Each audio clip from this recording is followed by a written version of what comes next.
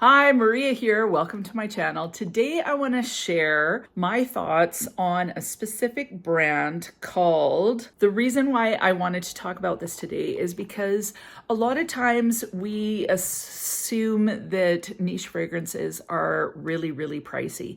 And so if you've got a certain budget, you don't actually look. You stay in the designer and Middle Eastern or affordable realm. Now, all of us have different budgets, which is totally fine, but this is a very modestly priced niche house. And there's actually a few of them that I'd like to bring to you. So the first one is, of course, Theodorus Calatinus, and his fragrances like the Pear Gelato and fragrances like that, they're $75 Canadian. So I think they're 45 euros. So such an excellent price. Now these are a little more pricey, but they're still fairly reasonable, and they're kind of in the designer price point, a little cheaper than designers. So these fragrances go for, I think, $119 Canadian. And so I wanted to chat with you about the whole entire line because I've tried the majority of them and just kind of weigh in and let you know what I think. I'm going to start with my favorite one, and I'm probably going to butcher these names, Veno, Rosso, Cecilia. So this one, it opens with grapes and wild strawberry. Right there, hello, you had me at grapes. It totally is delicious. So the head notes are grapes, wild strawberry, raspberry, and blackberry. And by the way, it's all in the book that I created for you. It's a perfume journal. Please check it out. You can Google me on Amazon, Maria Colette, and you can find this in 3 different colors. I've talked about it recently, but I'm going to plug it, probably shamelessly. Anyway, I wrote all the notes in my little perfume journal to bring to you. The heart is leather, incense, black pepper, and the base is white musk, cedar, bamboo, and vetiver. Now, basically, I don't get any of those base notes, and these are eau de toilettes, so they're not super long lasting, about 4 hours. So they're not massive projectors. Well, they project for a while for sure, but not massive longevity, but they are very beautiful, or quite a few of them are very beautiful. So Veno, Rosso, Cecilia is definitely my favorite. It just smells like grapey, like sweet, a little bit of a wine vibe somehow in there, but that grape and that strawberry, like the fruitiness, it's so mouthwatering. Kind of reminds me a little bit of a very, very sweet sangria. That's kind of the vibe it gives me. I find that it's totally like energizing, jubilant, uber fruity, and perfect for summer. So this was my top one from the line for sure. Next one that I thought was just amazing, my second favorite, was Arya D Torina. Now this has grapefruit, lime, sweet orange, Sicilian lemon, and bergamot. In the opening, in the heart, it has lavender, rosemary, rose, jasmine, and the base is ambergris and white musk. So for this one, it was a delicious citrus, like super citrusy, very energizing again, uplifting. And it did have a little bit of a muskiness in the dry down, but I thoroughly enjoyed this one. It kind of fit in the same kind of category as like Orange Basilic by the Aqua Allegoria line of Guerlain. And a lot of these kind of remind me of that, like they're kind of in the same sort of category, basically the same longevity as well. But really, really enjoyed it. When I first put it on the skin, I just liked it. But as it sat on my skin, it kind of developed and just became extremely it was just beautiful. Like I just really enjoyed it. I enjoyed the grapefruit, definitely got quite a lot of that grapefruit. So loved this one. I didn't find that the lavender or the rosemary was overpowering in any way. But yeah, it was just really delicious. The next one is Kayzon Torina. I know I'm butchering this, just bear with me. So this one had rose, heliotrope, sugar, coffee, white musk, and ambergris. When I first sprayed it on my skin, I thought I didn't like it because it was quite powdery and it was rose. It warmed up on the skin and it got quite jammy and quite rosy. So it was rosy, jammy, sweet. It's your typical jammy rose. And that's basically all it is. You're not getting any fruits in there. It's just straight up sugary, jammy rose. If you're a rose lover, I think that you would love it. This one lasted probably the longest out of all of the fragrances. But it is very, very powdery, so you have to like the powder, and you definitely have to like rose. It's very soft, and I felt like it was very close to the skin, but very, very feminine. It was pretty. I'd purchased the other two before I'd purchased this one, but it was definitely up there for me. Now, the next one is called Zukar, and it has sweet almond and coconut in the opening. Yes, please.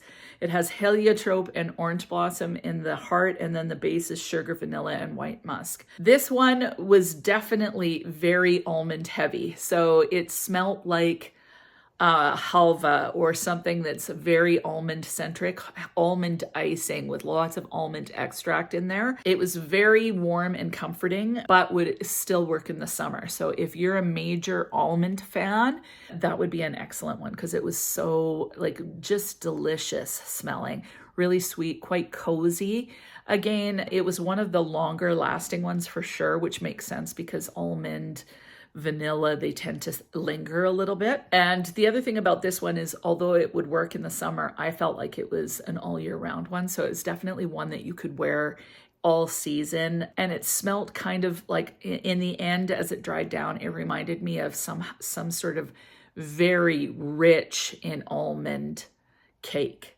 Like it just smelled like an almond cake. It smelled amazing, but also with that almond extract icing, like, when you know what I mean? Like with almonds, slivered almonds on top. It was just almond, but basically cake-like in the end. So really delicious. Very, very, very, very good. The next one was called Basilico Siciliano. And this has basil leaf, bergamot, mint, sweet orange, violet, jasmine, rose, white musk, cedar, and vetiver. Now this one was a like, but not a love, but the more that I smelt it, the more I liked it. So it probably could head towards a love. Maybe this one is closer to orange basilic because it's got that basil in there, and it's one of those herbaceous citruses. I really enjoyed it. It would be an easy reach fragrance for sure, like something that you could just put on. Great for every day, great in the summer heat, like for sure, great in the summer heat, and very, very refreshing. So this was another one where it wasn't one of my favorites, but it was like leaning towards a love. Like I couldn't decide, do I love this or do I like it? It's kind of like in between. So really, really enjoyed that one as well. Now I have a few that were passes for me. So the first one is Zagara. And it had a Sicilian lemon, sweet orange, bergamot, orange blossom, jasmine, white rose, white musk, and sandalwood. And it was mainly just musk and jasmine. And I found it to be very sharp. So it was unpleasant to me. Now, I'm not a huge fan of musk or jasmine, like just straight up. So like musk, it's got to be with something like, if it's with like Wave Child, watermelon with a little bit of muskiness in there, I kind of really enjoy that. But jasmine's pretty harsh. Like straight up jasmine is too much for me. Like I need it paired with something.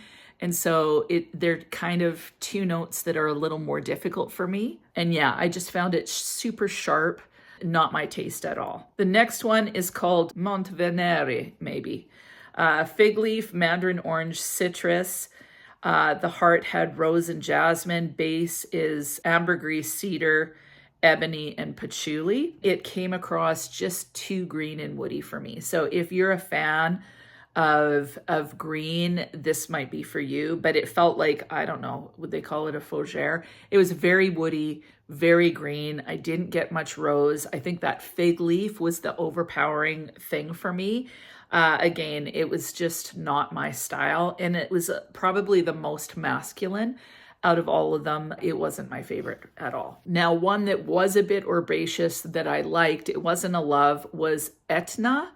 And it has bergamot, pine, sweet orange, Sicilian lemon. The heart has tonka, incense, ash, lavender, and labdanum. And the base has oak moss, white musk, patchouli, vetiver, and sandalwood.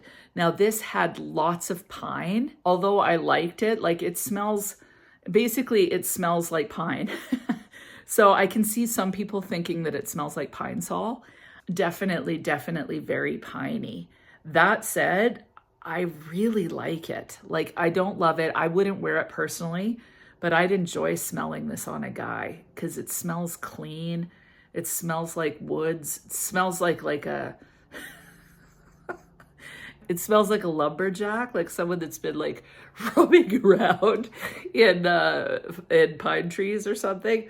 So very, very balsamic, herbaceous, but I kind of like it. Like I enjoy it, but I wouldn't want to smell like it. Like this would be a beautiful balsam candle, but it's not for me. Now the last one is Isobella, and it has melon, Sicilian seaweed, jasmine, geranium, cyclamen, white musk, tonka, and sandalwood. So this to me was probably my least favorite, and it is a little headache inducing for me. It's quite aquatic and musky, but also a little bit sharp. So this was a massive pass for me. I get a little bit of sandalwood, I get some white musk, and my face says it all. Like as soon as I smell it, I'm like, no, this is a major pass. So it's too musky for me. It's a freshie though.